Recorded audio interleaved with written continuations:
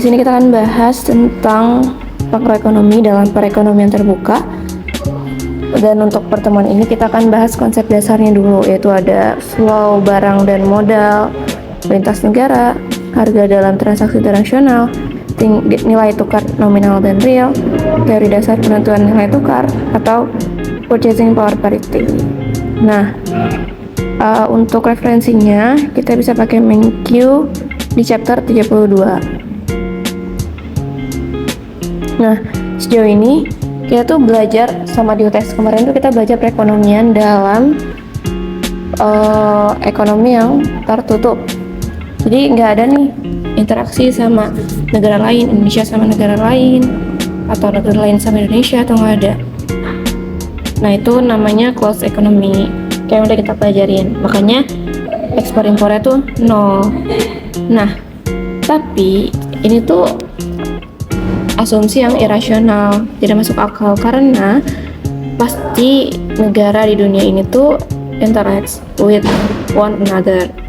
Nah, kali ini makanya kita mau melihat bagaimana perekonomian di dalam ekonomi di dunia nyatanya tuh gimana, karena mereka interacting with other economies. Jadi negara Indonesia kerjasama sama negara Malaysia, atau negara Indonesia kerjasama sama negara lain, itu karena adanya keterbukaan di perekonomian mereka, sehingga terjadi transaksi antara satu perekonomian di satu negara dengan negara lain, atau bisa kita sebut open economy. Nah, jadi selama UAS ini kita akan pelajari tentang perekonomian di pasar ekonomi yang terbuka. Nah, di sini kita mau lihat dulu nih gimana sih flow goods and capital di ranah internasional. Kita tahu ya kalau ekonomi itu berdasarkan sifatnya dibagi menjadi dua, closed economy sama open economy. Nah, kalau closed economy ini ya udah dia nggak ada interaksi antara satu ekonomi dengan perekonomian yang lain. Sedangkan kalau open economy dia berinteraksi bebas. Dia berinteraksi bebas dari antara satu perekonomian dengan perekonomian yang lain di dunia. Nah, bisa nih kita lihat flow atau circular flow-nya open economy. Sebenarnya nih seperti perekonomian yang biasa yang ada dua sektor ya. Tiga sektor kemarin sebelumnya di open economy. Ada household, terus ada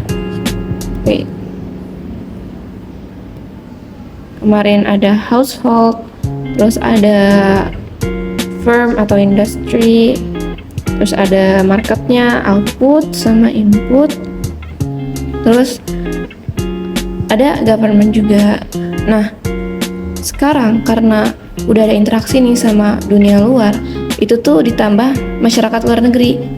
Tapi karena di luar negeri ini gak cuma, sebenarnya dari sebelumnya sih kita juga ada financial market kan untuk marketnya. Selain market output input ada financial market. Nah, adanya global market ini dia nggak cuma ekspor impor barang tapi juga ke finansialnya ini gitu. Nah, kita lihat ya kalau arusnya itu gimana. Sebenarnya sama aja sama yang biasa. Misalnya nih dari output dari masyarakat household itu punya input, kan dia akan ini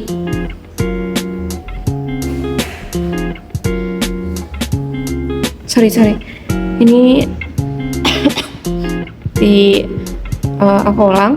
Jadi ini circular flow yang kayak biasa, cuman ini kan jarang nih kita pakai ada financial marketnya. Nah, ini tambahan, terus ada output market, input market. Sebenarnya biasanya tanpa open economy juga ada financial market, cuman jarang kita pakai aja karena kita biasanya fokus sama output input.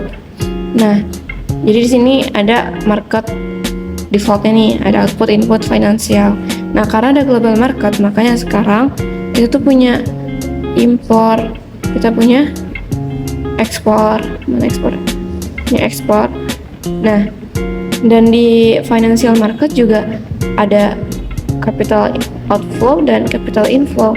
Ini tuh terjadi karena adanya keterbukaan ekonomi itu. Ada ekspor barang dan jasa, ekspor barang dan jasa, dan arus modal masuk dan keluar. Jadi, secara umum, kegiatan perekonomian dari pasar internasional itu mereka akan mentransaksikan dua hal, sebenarnya sama aja sama yang di dalam negeri, tapi kita bisa kategorikan itu ada transaksi untuk barang dan jasa, goods and services, sama untuk financial market. Nah, dia tuh bisa berupa capital, bisa berupa apapun sih, bisa juga mereka bentuknya kapital bentuk uang atau kapital berbentuk fisik gitu. Mereka bisa aja nanam pabrik di dalam Indonesia gitu. Nah, selanjutnya kita belajar tentang trade balance. Kita tahu ya kalau net export itu adalah value dari ekspor suatu negara dikurangi value impor suatu negara. Jadi net export. Nah, net export ini kan adalah bagian dari GDP ya, masuk ke perhitungan GDP. Yang biasanya NX-nya kita asumsikan 0, sekarang ada nilainya gitu. Jadi NX tidak sama dengan 0. Nah, NX-nya ini kita dapat dari X minus M. Jadi selisih antara ekspor dan impor, nilai ekspor dan impor gitu. Nah, di trade balance ini ada 3 jenis nih yang biasa kita gunakan. Kita ngelihat kondisinya itu ada apa aja. Ada trade surplus, trade deficit, sama balance trade. Nah, kalau surplus itu terjadi ketika ekspornya lebih besar daripada impor, atau NX-nya itu lebih besar daripada 0, atau NX-nya positif gitu. Kalau trade deficit itu terjadi ketika ekspor itu kurang dari impor, berarti selisihnya negatif. Sedangkan kalau balance trade, sesuai namanya, dia akan seimbang antara ekspor dan impor. Jadi NX-nya gak ada, selisihnya tuh 0 gitu. Nah, jadi ini tuh apa aja sih yang bisa mempengaruhi mereka surplus, mereka defisit, atau ekspornya banyak, ekspornya sedikit. Nah, kita tahu ya kalau ekspor dan impor itu sebenarnya isinya sama aja, barang dan jasa dan goods and service ya. Dan kita juga tahu kalau goods and services itu adalah barang yang dalam transaksi itu akan ada permintaannya. Ya pasti mereka kalau mau beli, ya mereka minta dong. Mereka akan melakukan demand. Mereka akan mengeluarkan demand untuk membeli barang dan jasa itu.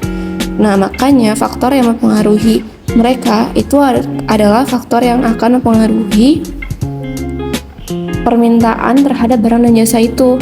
Bedanya, permintaan itu datang dari mana? Kalau yang A, kalau yang satu. Nah, untuk yang pertama, faktor yang pertama itu ada consumer taste for goods and services. Nah, kenapa ya masuk selera konsumen ke dalam permintaan? Karena kita tahu selera konsumen itu pasti akan mempengaruhi permintaan terhadap barang dan jasa itu. Apalagi case-nya ini kan kita bahas tentang pasar internasional, yang mana belum tentu suatu negara, belum tentu selera suatu negara itu sama dengan selera negara lain.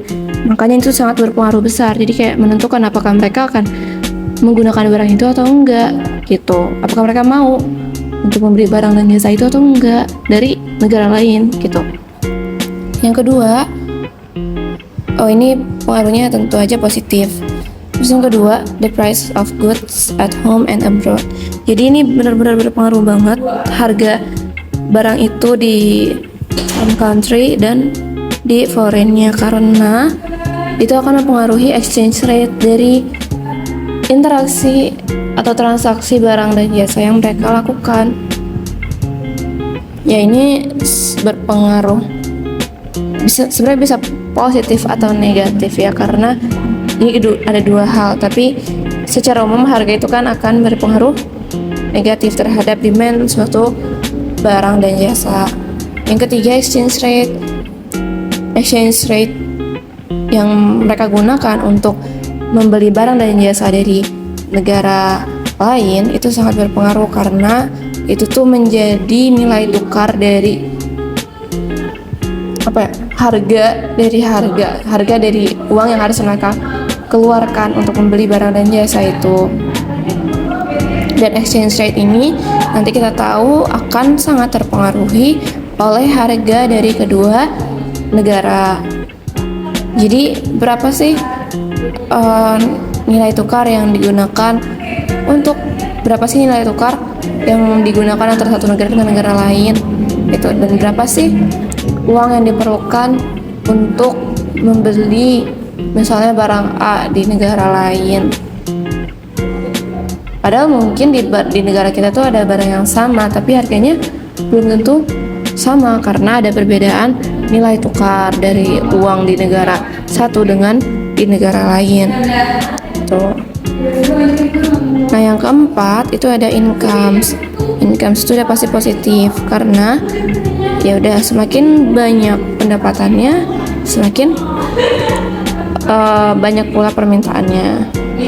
Nah, ini juga akan berpengaruh apakah itu di home atau di foreign, karena itu akan berpengaruh di mana dia dapat pendapatan, apakah di home atau di foreign untuk mata uangnya. Dan itu akan mempengaruhi juga mereka tuh akan menggunakan nilai tukar lagi atau enggak untuk membeli barang dan jasa di negara lain. Misalnya ada nih si A, orang Indo, tapi dia tuh kerja remote, kerjanya dia dapat gaji itu dari Amerika, dari USA. Nah, berarti gajinya dolar dong. Ya dia bisa, kalau misalnya dia punya dolar, dia bisa beli barang di US, misalnya dia mau mau beli online tanpa dia harus convert dari dolar ke rupiah. Itu makanya ini akan berpengaruh juga. Nah, yang kelima, the cost of transport. Tentu aja ini tuh sangat termasuk yang paling dipertimbangkan dalam melakukan perdagangan internasional, karena kos untuk memindahkan barang dari satu tempat ke tempat lain, apalagi dari satu negara ke negara lain, itu sangat besar dibandingkan di dalam domestik. Nah, untuk yang terakhir, government policies itu juga berpengaruh apakah untuk suatu negara itu open terhadap international trade atau enggak, apakah suatu negara itu menerima interaksi dengan negara lain atau enggak, kayak gitu. Ini tuh sangat berpengaruh juga gitu. Selain itu juga misalnya kebijakan tentang investasi mereka, gimana mereka memberikan perizinan terkait investasi dari luar dan lain-lain. Oke, selanjutnya kita mau lihat, tadi kan kita melihat arus barang dan jasa ya, yang tergambar dari value ekspor, impor, dan net ekspornya. Nah, kita recall lagi, sebelumnya kan kita juga udah belajar kalau selain barang dan jasa, mereka juga berinteraksi di pasar keuangan atau financial market. Nah, itu tergambar dari mana? Tergambar dari angka net capital outflow-nya. Net capital outflow itu apa? Itu adalah selisih dari foreign asset yang dibeli oleh domestic residents atau warga negara domestik dikurangi dengan pembelian domestic asset dari foreigners. Jadi kalau foreign asset yang dibeli oleh domestic residents, itu kan artinya si domestic residents itu punya kelebihan dana ya, punya anggaplah savings gitu, yang uang nganggur untuk diinvestasikan. Makanya mereka tuh bisa savings ke luar, makanya namanya capital outflow. Nah, sedangkan kalau yang domestik berarti ada uang masuk pembelian foreigners ini beli domestic assets, makanya ada capital atau uang atau modal yang masuk ke dalam negara tersebut. Itu makanya inflow. Nah, net capital outflow ini selisih dari dua hal tersebut. Untuk net capital outflow sendiri itu ada dua kondisi juga. Ada dua kondisi, positif sama negatif. Kalau positif itu ketika si foreign asset yang dibeli oleh domestic residents itu lebih besar atau capital outflow-nya lebih besar daripada domestic assets yang dibeli oleh foreigners atau capital inflow. Jadi ini ketika CO-nya lebih besar daripada CI. Nah, sebaliknya kalau negatif berarti uang yang masuk itu lebih sedikit, uang yang keluar itu lebih sedikit daripada uang yang masuk. Berarti capital outflow-nya kurang dari capital inflow. Gitu. Nah, kondisi CNCO ini, foreign asset, domestic asset, itu bentuknya bisa ada dua macam. Ada FDI atau foreign direct investment, sama FPI atau foreign portfolio investment. Nah, contohnya apa? Foreign direct investment itu investasi langsung. Dia langsung misalnya membuka pabrik di Indonesia, dia langsung bikin bisnis di Indonesia dan lain-lain. Nah, kalau yang kedua, foreign portfolio itu dia investasi melalui portofolio aset sekuritas seperti saham atau financial asset yang lain tuh. Nah, jadi ada yang fisik, ada yang uang. Terus apa aja sih yang mempengaruhi jumlah banyak sedikitnya NCO ini atau net capital outflow? Yang pertama, real interest rate dari foreign asset.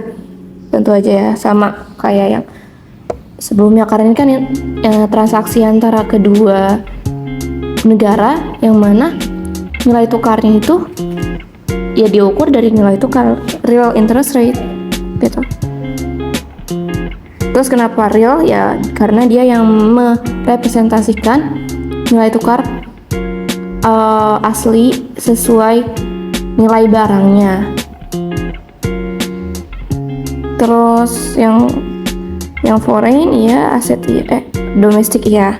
Terus yang ketiga, economic and political risk of having assets abroad. Jadi ini resiko ekonomi dan resiko politik di suatu negara itu dipengaruhi oleh biasanya bagaimana kebijakan suatu negara tersebut. Misalnya di Indonesia lagi krisis moneter 2008. Nah, itu kan kondisi perekonomian itu lagi nggak jelas ya, lagi nggak stabil. Nah, itu beresiko besar untuk menginvestasikan uangnya di Indonesia. Makanya mereka akan keluar. Nah, kalau keluar, capital outflow-nya kan meningkat, atau capital inflow-nya kan berkurang. Nah, bisa juga political risk, misalnya ada perang di Ukraina sama Rusia, itu juga berpengaruh. Kayak bisa aja aset yang mereka punya ternyata akan menjadi cost dari perang itu, kayak terjadi entah kena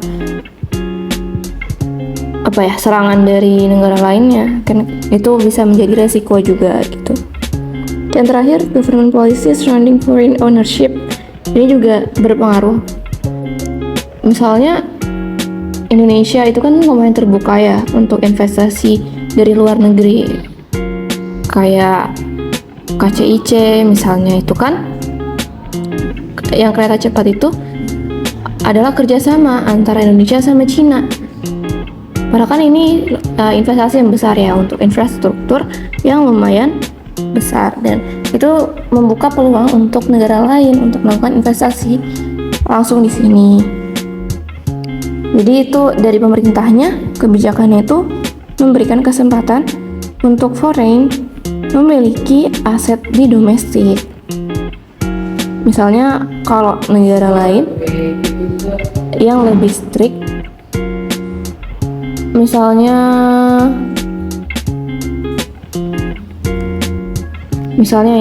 Google itu pernah dilarang masuk ke Prancis karena negaranya itu sendiri pengennya tuh ya udah dari lokal bikin sendiri gitu, tapi pada akhirnya setelah berdinamika masuklah Google ke Prancis. Nah, itu kan berpengaruh ya, apakah satu negara bisa berinvestasi di negara lain kayak gitu. Nah, di dalam konsep ekonomi terbuka, kita mengenal persamaan identitas atau identity equation, itu NX sama dengan NCO. Artinya apa? Itu setiap transaksi yang mempengaruhi salah satu antara net export, berarti ini pasar barang dan jasa, dan pasar di financial assets atau capital assets ya,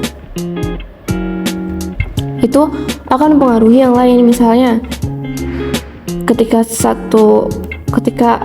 si A melakukan ekspor ke B di negara lain, maka si B ini kan akan memberikan dia uang, misalnya dolar, dia orang Indonesia. Nah, uang dolar ini kan akan masuk ya ke dalam si negara A, maka akan ada arus uang juga. Selain dia ngasih barang, akan ada arus uang gitu. Makanya dia akan mempengaruhi satu sama lain. Tapi sebenarnya ini tuh simplifikasi, karena pada kenyataannya si NX itu tidak selalu sama dengan NCO, karena selain transaksi kedua pasar ini, di pasar barang dan jasa dan kapital, itu masih ada hal-hal lain, kayak misalnya transfer payment, misalnya hibah dari negara A ke negara B gitu, karena negara B itu lagi ada bencana. Nah, itu tuh pembayaran yang tidak memiliki balas jasa kan, artinya dia hanya satu arus uang gitu. Maka ketika terjadi transfer payment, hanya ada kapital masuk, ada uang masuk tanpa adanya arus barang keluar, sehingga dia hanya akan mempengaruhi capital inflow gitu ke dalam gitu, sehingga membuat si NX itu nggak sama dengan NCO. Tapi untuk simplifikasi kita menggunakan banyak asumsi sehingga NX itu akan sama dengan NCO. Asumsinya apa aja? Misalnya ada akses atau free capital mobility.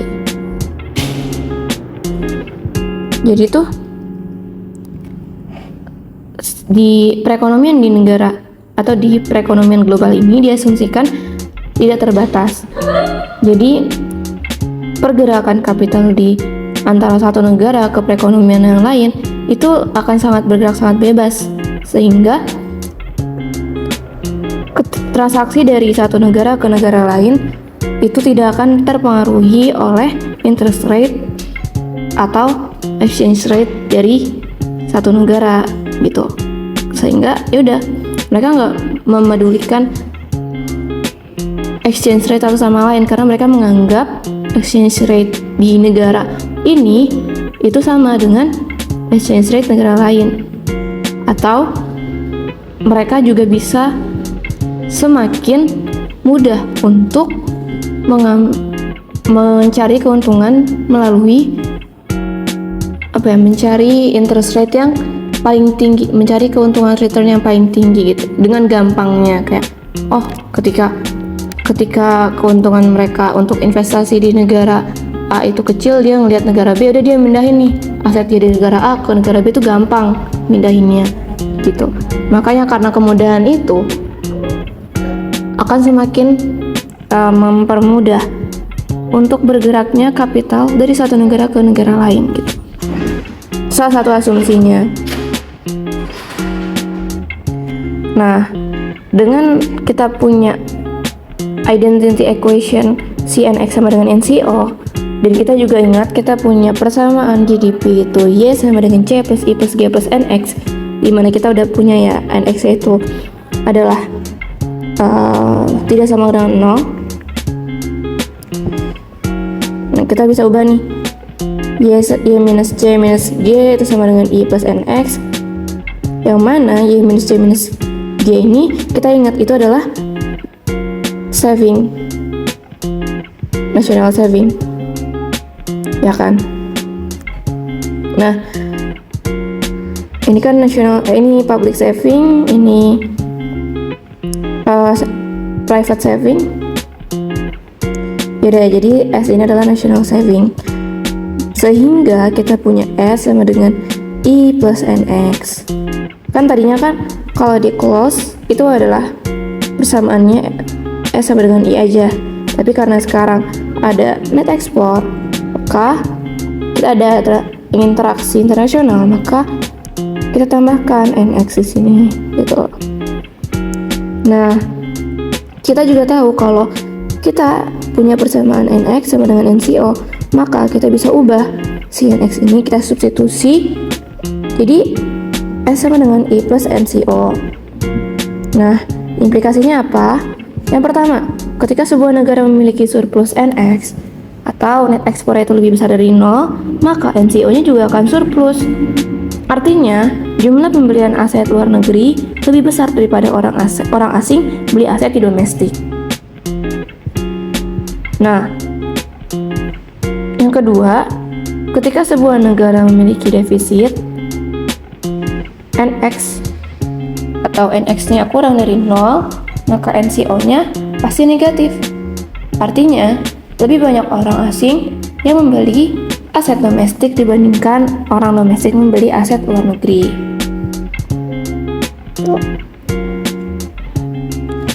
Nah, selain itu, persamaan ini juga punya arti nih. Jadi kita tahu kalau S itu adalah national saving, dan ini tuh melambangkan identitas dari national saving itu digunakan untuk apa aja. Yang pertama, untuk investasi itu maksudnya investasi domestik. Nah, ketika ada sisa, maka mereka akan investasi ke luar negeri yang direpresentasikan oleh net capital outflow-nya. Oke, ini foreign gitu. Jadi ini melambangkan, tadinya kan S itu hanya digunakan untuk investasi, ada uang, ini supply-nya, ini demand-nya, tapi sekarang demand-nya itu ada dari NX juga gitu. Oke, selanjutnya equality of net export and net capital outflow. Masih lanjut nih tentang persamaan NX sama dengan NCO. Nah, Tadi kita tahu ya kalau ketika NX-nya surplus berarti NCO-nya positif, ketika NX-nya defisit berarti NCO-nya negatif. Nah, sekarang kita coba nih lihat contohnya. Ketika seorang pengusaha furniture melakukan ekspor mebel senilai $1.000 dari Indonesia ke US, maka NX Indonesia akan meningkat. Ya kan, ini ekspor ya. Ekspornya meningkat, maka X-M itu akan meningkat. Nah, terus apa yang terjadi dengan si $1.000 ini? Kita punya beberapa skenario sebagai contoh. Nah, yang pertama, jika uang itu tetap dipegang tanpa ditukarkan ke rupiah, maka kita akan memiliki aset US. Jadi kita kayak seolah-olah membeli foreign asset gitu. Makanya NCO-nya akan naik karena foreign asset kita naik gitu.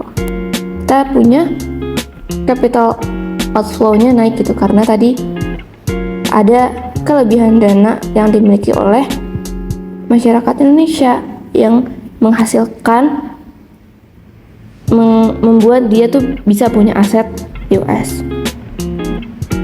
Nah, yang kedua, kalau misalnya kita memutuskan untuk membeli saham atau obligasi dari pemerintah US langsung, jadi kita beli $1.000 nih, yaudah kita mau beli $1.000 ini mau kita jadiin saham gitu. Nah, kita juga jadi punya aset US kan, sama aja gitu. Tadi kan bentuk asetnya tadi ya udah dolar aja, kalau yang ini sama juga aset tapi ini bentuknya saham, jadi sama aja. NCO Indonesia akan naik juga gitu.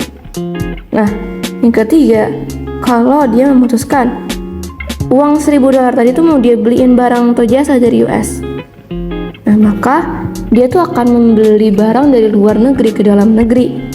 Impor Indonesia akan naik. Nah, dampaknya gimana? Dampaknya dia tuh akan me-offset kelebihan ekspor yang tadi membuat NX itu positif, akan di-offset oleh impor Indonesia, sehingga yang tadinya NX-nya lebih besar dari 0 karena X itu naik, tapi M-nya juga naik, makanya NX-nya akan tetap sama dengan 0 gitu. Nah, karena NX-nya itu nggak berubah, maka NCO-nya juga akan tetap sama. Karena seolah-olah kayak nggak ada yang terjadi gitu, udah mereka bertukar barang aja dengan nilai yang sama.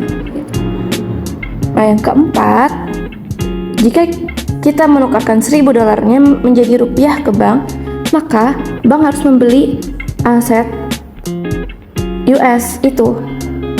Jadi kayak si bank yang sekarang megang uang yang tadi kita pegang. Nah, makanya NCO-nya bakal naik. Nah, terus ketika banknya udah membeli aset US, dia bisa aja menggunakan dolar itu untuk membeli barang atau jasa dari US, sehingga membuat impor Indonesia naik dan NX-nya menjadi remain konstan. Jadi kayak yang tadi dia mengoffset kelebihan ekspor yang pertama kali terjadi. Nah, atau dia juga bisa jual kepada orang Indonesia lain yang membutuhkan dolar gitu, tapi tetap akan sama aja membuat NCO-nya naik. Karena kalau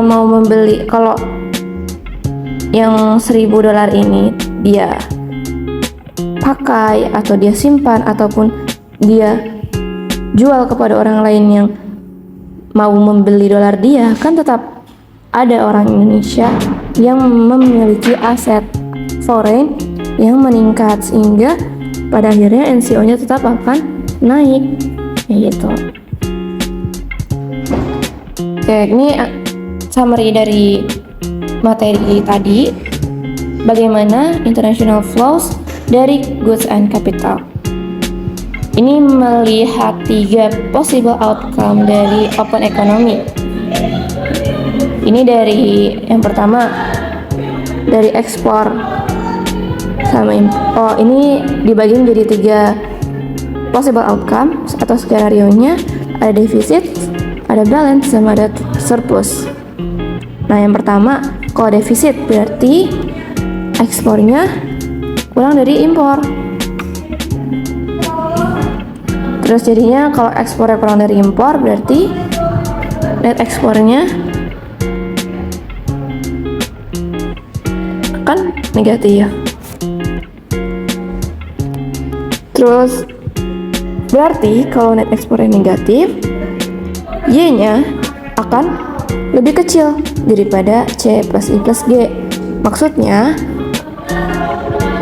adanya net ekspor yang negatif akan membuat mereka si C plus I plus G ini meng-offset dari negativity-nya si Y ini yang diakibatkan oleh NX yang negatif gitu. Jadi dia membuat GDP kita itu lebih rendah daripada yang seharusnya. Terus saving kurang dari investment karena tadi S sama dengan I plus NX. Kalau misalnya NX-nya itu negatif, berarti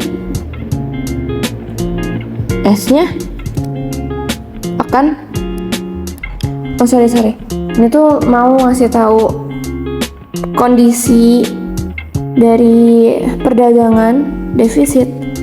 Ada defisit, ada balance, ada surplus di dalam beberapa komponen. Jadi antara yang satu dengan yang satu lagi itu enggak saling mempengaruhi. Nah, kondisi trade deficit itu ketika ekspor kurang dari impor, ketika net ekspornya kurang dari 0, ketika Y-nya kurang dari C plus I plus G itu karena ada pengurangan dari NX tadi, atau ketika saving kurang dari investment sehingga dia butuh, kalau saving kurang dari investment itu kan harus ada ini ya, harus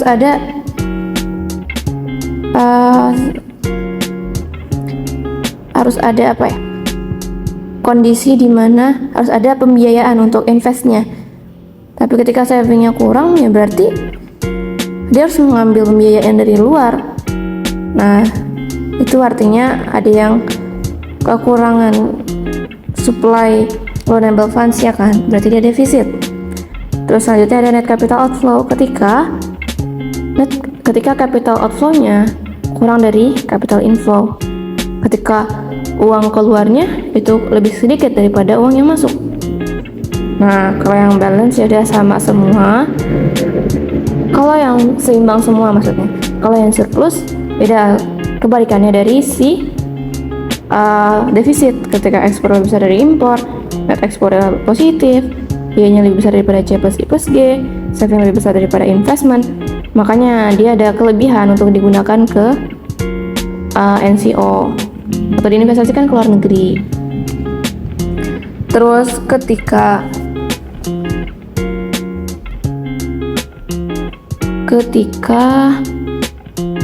net capital outflow-nya itu lebih besar dari 0.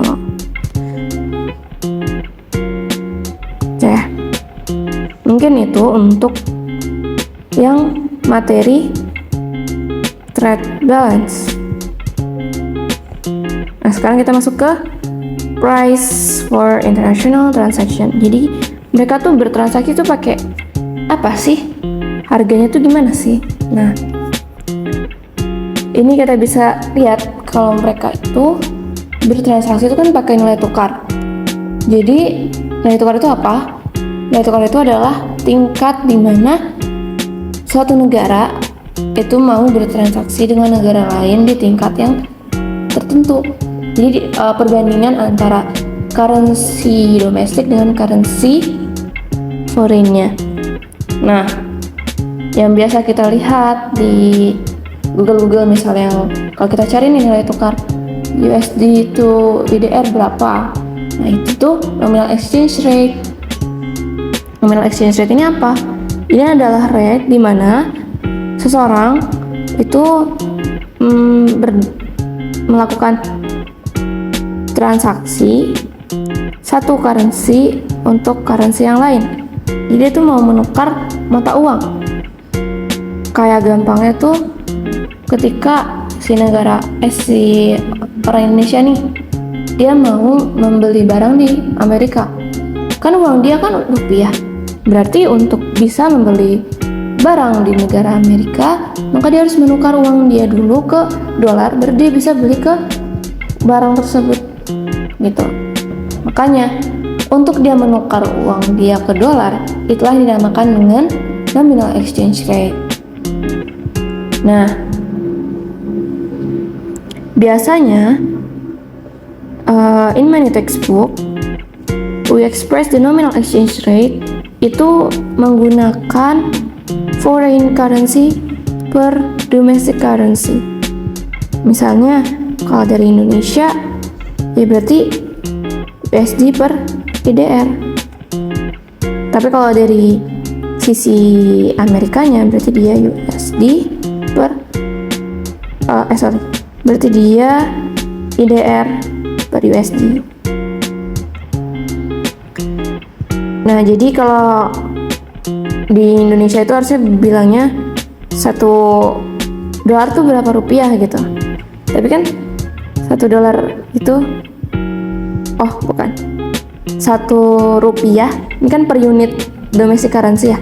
Jadi kita tuh harusnya bilangnya Rp1 itu berapa dolar. Per Rp1 itu kita dapat berapa dolar. Tapi kan saya nyebutnya 0,0070 gitu.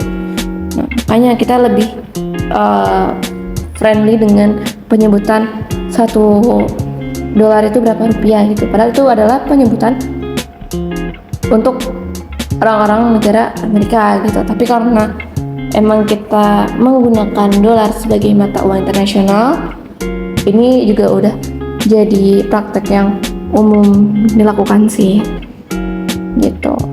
Nah, terus nominal exchange rate ini mereka bisa bergerak, bisa menjadi lebih kuat atau lebih lemah, tergantung dengan apa. Kita bisa lihat di sini ada apresiasi, depresiasi, revaluasi, dan evaluasi. Mungkin kalian udah sering denger nih, entah di pas SMA atau ketika di berita-berita gitu, mata uang rupiah terapresiasi, terdepresiasi gitu. Nah, kedua hal ini itu kurang lebih kedua hal ini dengan ini kurang lebih sama. Bedanya tuh adalah siapa yang mengubah si exchange rate ini. Nah, yang pertama kita belajar apresiasi sama depresiasi. Apresiasi ini penguatan nilai dari suatu mata uang karena mekanisme pasar. Ini kita garis bawahi. Jadi karena terjadi mekanisme pasar di pasar exchange rate itu, di pasar mata uang itu, atau di pasar foreign exchange rate itu, foreign exchange itu gitu. Jadi karena pergerakan demand dan supply dari dolar misalnya, itu tuh akan mempengaruhi nilai dolar itu sendiri, sehingga akan mempengaruhi nilai dolar itu terhadap mata uang negara lain. Makanya ketika dolar terapresiasi, artinya di saat yang bersamaan mata uang Indonesia atau rupiah akan terdepresiasi terhadap dolar gitu. Nah, jadi penguatan nilai, maksudnya dolar itu akan bisa mampu membeli barang yang sama dari sebelumnya dengan angka yang lebih sedikit, dengan jumlah yang lebih sedikit atau nominal yang lebih sedikit dibandingkan sebelumnya.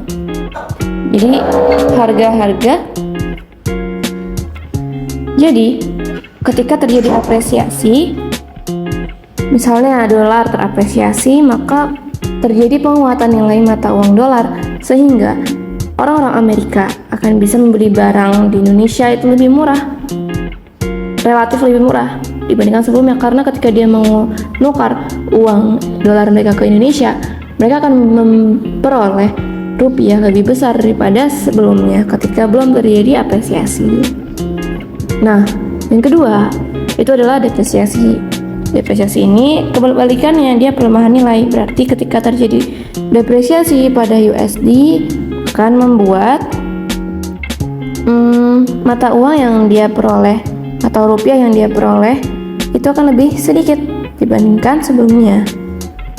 Artinya, secara relatif, barang yang bisa dibeli dari Indonesia akan menjadi lebih sedikit karena harganya akan menjadi relatif lebih mahal dibandingkan sebelumnya. Nah, karena ini terjadi karena mekanisme pasar, berarti negara yang bisa mengalami apresiasi-depresiasi ini adalah negara-negara yang menggunakan sistem kurs mengambang atau floating exchange rate system. Gitu, karena ada juga nih beberapa negara yang menggunakan sistem kurs tetap atau fixed exchange rate, ini kan floating. Ini. Terus kalau yang ini bisa pakai fix. Sebenarnya nggak harus fix sih, bisa aja tiba-tiba pemerintah melakukan revaluasi atau evaluasi. Tapi ada negara-negara tertentu yang memang menggunakan fixed exchange rate system, sehingga mereka untuk mempertahankan exchange rate mereka perlu mengintervensi pasar dengan melakukan penguatan nilai dan pelemahan nilai dari mata uangnya secara manual. Nah, jadi revaluasi ini sama dengan apresiasi, bedanya dia tuh dilakukan karena intervensi pemerintah. Tapi untuk implikasinya sama aja, dia akan menjadi lebih kuat dan bisa membeli barang lebih banyak di negara lain. Nah, kalau devaluasi dia pelemahannya yang dilakukan oleh pemerintah. Gitu. Kenapa sih pemerintah malah menurunkan nilai mata uang? Sebenarnya apa sih? Kenapa malah dilakukan devaluasi atau depresiasinya dibiarkan? Karena sebenarnya kedua hal ini bukan yang satu bagus, yang satu nggak bagus gitu. Karena masing-masing punya plus minusnya masing-masing. Ketika apresiasi ya berarti menunjukkan perekonomian suatu negara tersebut itu lagi membaik. Tapi di saat yang bersamaan ekspor dari negara lain akan berkurang karena barang-barang di negara tersebut akan cenderung menjadi relatif lebih mahal dibandingkan negara yang lain gitu. Nah, makanya ketika depresiasi, walaupun nilainya atau menunjukkan perekonomian lagi kurang baik atau lagi ya berkurang kinerjanya, tapi dengan depresiasi dia akan menjadikan barang di Indonesia atau di negara tersebut itu relatif lebih murah dibandingkan negara lain, sehingga ekspornya akan meningkat dan meningkatkan GDP juga pada akhirnya gitu. Makanya kedua hal ini itu adalah hal yang saling melengkapi dan punya plus minusnya masing-masing kayak gitu. Terus yang kedua selanjutnya, selain ada nominal, ada real exchange rate. Nah, kalau nominal itu kita berdasarkan perbandingan antara satu mata uang dengan mata uang yang lain.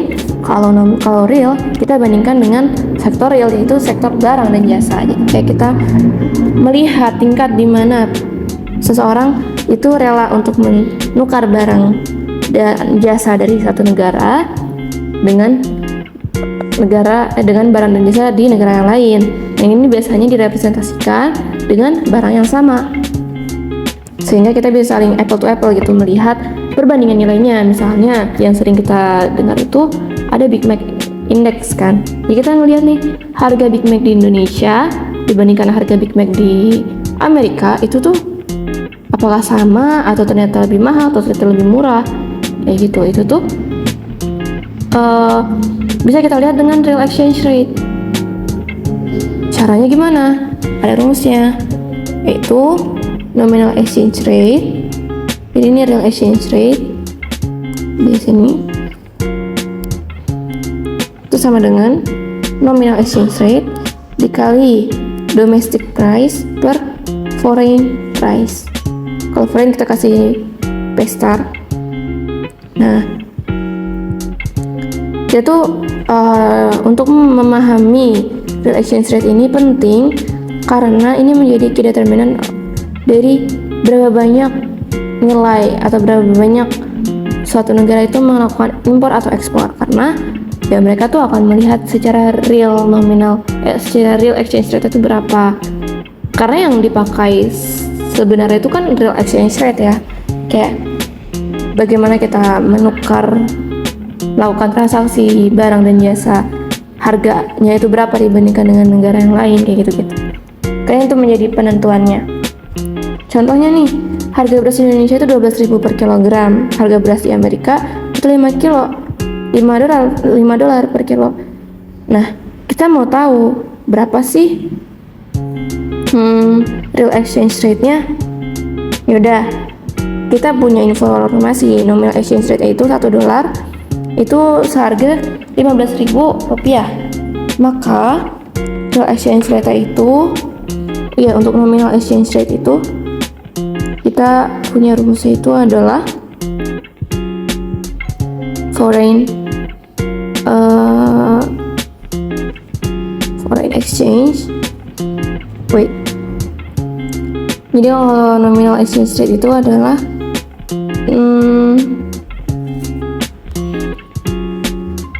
tadi ya, foreign per domestic.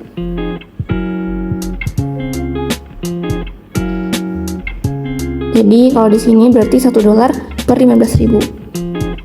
Nah, kita masukin nih 1 per 15.000 dikali price di domestik itu 12.000 dibagi price di Amerikanya 5 dolar. Nah, sebenarnya kalau melihat logika itu kan nanti dolar ini akan dihapus, rupiahnya akan dihapus. Jadi akan tersisa satuan kilogram. Tuh, makanya ingat aja ini akan saling menyilang antara foreign dengan foreign, terus domestik dengan domestik ini akan menyilang sehingga menyisakan nilai realnya dari barang itu gitu. Nah, hasilnya kita tahu 0,16. Artinya 1 kg beras di Indonesia setara dengan 0,16 kg beras di Amerika. Dikit banget kan? Karena padahal harganya sama, padahal barangnya tuh sama 1 kg beras, tapi harganya beda. Nah, makanya kita tuh butuh real exchange rate ini untuk menghitung harga dari barang dan jasa yang tersedia di domestik relatif ke barang dan jasa yang ada di luar negeri. Nah, kalau terjadi apresiasi-depresiasi sama aja. Misalnya ini apresiasi dalam Indo, berarti barang di Indo akan semakin mahal. Mengurangi konsumsi barang dari barang Indo akan meningkatkan konsumsi barang negara lain. Jadi ekspor Indo turun dan impor Indo naik, sehingga NX-nya akan turun. Itu kebalikannya, kalau depresiasi berarti barang Indo akan semakin murah, sehingga konsumsi barang Indonesia atau domestik akan meningkat dan mengurangi konsumsi barang negara lain. Jadi ekspor Indo naik, impor Indo turun, dan NX-nya akan meningkat. Gitu. Nah, selanjutnya kita akan bahas tentang satu sistem di dalam international trade, satu teori, itu ada namanya purchasing power parity. Teori ini tuh bakal bercerita tentang gimana sih ketika harga dari satu barang di dunia itu sama dari yang ada di semua tempat. Jadi di sini kita lihat ya, purchasing power parity ini adalah teori dari exchange rate, di mana ketika ada satu unit currency itu bisa membeli same quantity of goods in all countries. Jadi kayak yaudah, harusnya tuh nggak perlu tuh ada exchange rate. Jadi anggap aja semua mata uang ini sama nilainya. Misalnya tadi tuh nggak ada tuh 1 dolar itu 1 kilogram beras di Indonesia tuh sama dengan 0,16 kilogram di Indonesia tuh enggak, di Amerika tuh enggak, harusnya sama 1 kilo gitu. Nah, basic logika ini ada di hukum, ada yang kalau kalian tahu teori the law of one price. Jadi kita menganggap satu dunia itu memiliki satu harga yang sama untuk semua barang yang sama. Jadi a good must sell for the same price in all locations. Nah, kenapa sih gitu? Karena kalau ada perbedaan harga akan terjadi arbitrase. Arbitrase itu apa? Arbitrase itu kita dapat membeli barang di tempat lain dengan harga yang lebih murah terus dijual lagi gitu. Jadi ini seringkali dia dilarang gitu di negara-negara karena akan merugikan dan mengganggu keseimbangan pasar. Jadi Jadi itu akan mempengaruhi pasar juga. Kenapa? Misalnya nih, contohnya dulu nih, arbitrase itu contohnya kayak gimana? Misalnya jika harga 1 kg kopi dengan kualitas sama tapi lebih murah di US dibandingkan Indonesia, maka masyarakat tuh, ini kan kopinya sama nih, maka ada masyarakat yang membeli kopinya di Meksiko. Oh ini US nih, berarti ini US juga harusnya. US nih, yang membeli kopi di US, terus dia akan jual di Indonesia karena ada selisih harga. Makanya ketika terjadi arbitrase kayak gitu, mereka kan cari keuntungan dari selisih itu tuh. Terus akan ada banyak orang yang beli ke US karena lebih murah, sehingga permintaan kopi di US naik, tapi akan mendorong harganya akan naik. Nah, di saat yang bersamaan, kan tadi mereka beli kopi nih di US, terus akan dioper ke Indonesia. Ya berarti supply kopi di Indonesia akan meningkat, sehingga harganya akan turun. Jadi itu kayak bolak-balik terus. Kalau ada selisih pasti mereka akan bergerak terus gitu sampai memperoleh titik keseimbangan, sehingga pada akhirnya ya harganya akan sama. Ketika 1 kg kopi dengan kualitas A di US akan sama dengan 1 kg kopi dengan kualitas A juga di Indonesia, karena tadi ada mekanisme tadi. Nggak bisa tuh terjadinya arbitrase, karena kan pada akhirnya akan membuat harga di kedua tempatnya itu akan sama. Jadi kalau kita kaitin lagi the law of one price, untuk Rp1 dapat membeli kopi dengan jumlah yang sama di seluruh negara. Implikasinya, jika harga 1 kg kopi di US itu $10 dan harga 1 kg kopi di Indonesia itu 100.000, dengan asumsi berlaku the law of one price, maka nilai tukar nominalnya akan bernilai $1 per 10.000 gitu. Kan 10 per 100.000 gitu.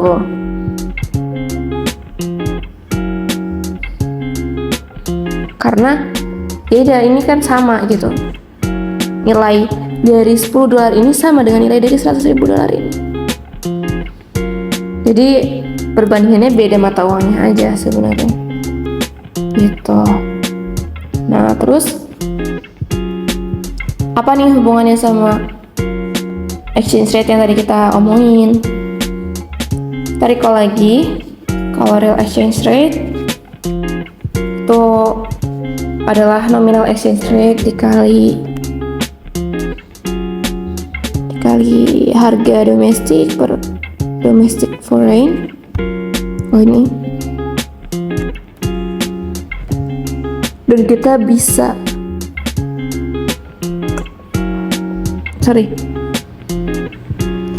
dan kita ubah ya, kan real exchange rate-nya kita kali ke sini. Tadi kita punya asumsi purchasing power parity, berarti kemampuan membeli barangnya itu sama gitu. Jadi real exchange rate itu sama dengan 1. Nah, berarti kita bisa geser nih 1 per P sama dengan, kita bisa modifikasi E per P domestic, P foreign. Jadi ini maksudnya purchasing power di domestik itu sama dengan purchasing power di abroad atau di foreign-nya.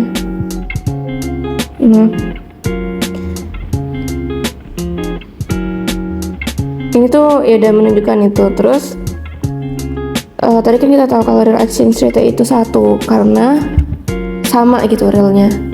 Jadi 1 kg beras akan dapat 1 kg beras juga. Nah, ketika purchasing power dari dolar itu always the same at home and abroad, maka real exchange rate itu akan nggak berubah gitu, jadi 1 aja gitu tetap. Makanya kita bisa modifikasi lagi, jadinya kita ubah kita modifikasi buat nominal exchange rate itu sama dengan P foreign per P Nah, nominal exchange rate between the currencies of two countries itu merefleksikan relative price levels in those countries. Relative price, jadi kayak karena tadi kita udah modifikasi, kita dapat persamaan ini tuh artinya ini relative price karena kita membandingkan satu harga di negara tersebut dengan negara lain. Nah, maka nominal exchange rate-nya itu berubah ketika harga dari foreign atau dari domestik itunya berubah juga gitu. Nah, terus itu tuh bisa berpengaruh dari apa? Misalnya ketika central bank itu menyetak banyak uang, maka uang itu akan membuat nilai dari uang tersebut untuk membeli terhadap barang dan jasa maupun terhadap currencies dari negara lain itu akan berkurang, sehingga akan menurunkan nilai atau melemahkan mata uang tersebut terhadap mata uang lain atau terjadi depresiasi. Nah, tapi PPP ini bukan sesuatu yang bisa dijadikan patokan gitu, kayak kita nggak bisa pakai itu terus, karena pada kenyataannya ketika exchange rate-nya itu bergerak, dia tuh nggak selalu akan bertemu di titik yang sama setiap saat. Kenapa? Karena yang pertama, itu PPP itu nggak selalu bisa terjadi gitu. Kenapa?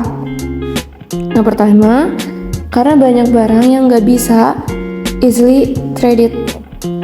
Jadi kayak ada barang-barang yang susah nih ditransaksikan atau diperdagangkan antar negara. Misalnya haircut itu cheaper di Jakarta dan di Singapura, tapi untuk travel ke sana kan lebih mahal ya biayanya. Jadi ya udah, mendingan di Jakarta aja gitu.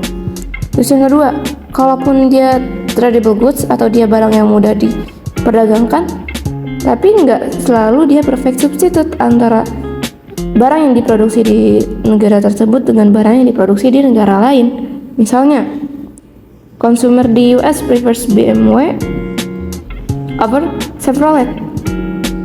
Nah, makanya mereka membuat BMW itu meningkat karena tadi kan demand-nya meningkat.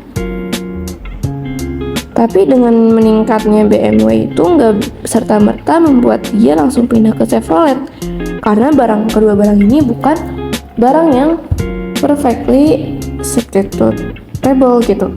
Karena yaudah, ini masalah selera.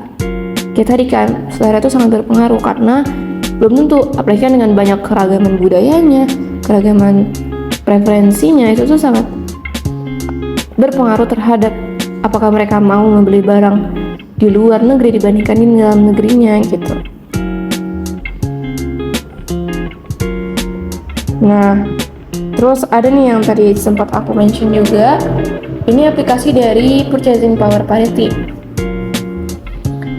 Ini contohnya tuh Big Mac Index. Jadi kayak when economists apply the theory of purchasing power parity untuk menjelaskan exchange rate, mereka tuh butuh data dari harga-harga yang tersedia di banyak negara. Nah, makanya mereka tuh melihat ada di dalam data yang mereka temukan itu ada barang-barang yang yang direpresentasikan sama, yaitu adalah Big Mac yang dijual oleh McDonald yang ada di banyak negara, kayak hampir di seluruh dunia itu kan ada McD. Nah, karena melihat hal itu, dia tuh menggunakan si Big Mac ini untuk dijadikan basis atau dasar untuk aplikasi dari Purchasing Power Parity untuk membandingkan nih real exchange rate untuk Big Mac di negara Indonesia dibandingkan dengan South Korea itu kayak gimana. kayak gitu.